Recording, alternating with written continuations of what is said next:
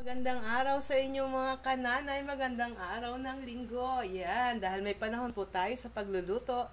Yan, pinagluto po natin ang ating pamilya ng ampalaya with chicken. Ayan.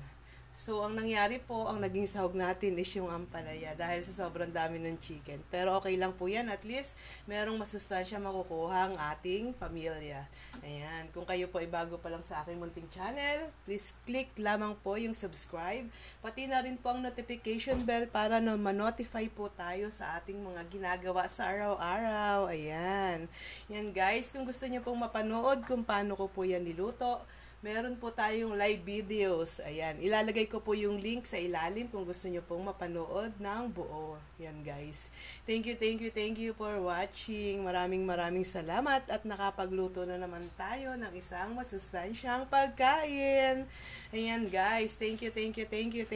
Ayan. So, ang ginawa lamang po natin dyan ay ginisa po natin sa bawang, sibuyas, yung chicken, sinangkot siya po natin. Then, nilagay po natin ang ating gulay.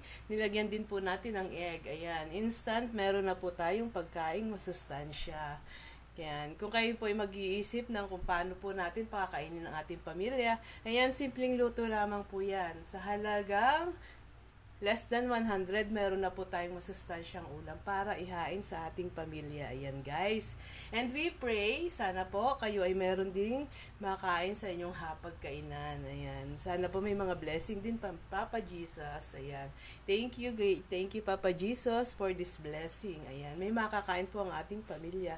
Isang masustansyang pagkain. Ayan. Di po natin kailangan gumastos ng malaking halaga para sa pagpapakain ng ating pamilya. Mag-isip lamang po tayo ng kung paano po natin sila bibigyan ng masustansyang pagkain. Ayan. So, habang tayo po namamalengke, isipin po natin na dapat may lagi silang may gulay na nakakain sa araw-araw.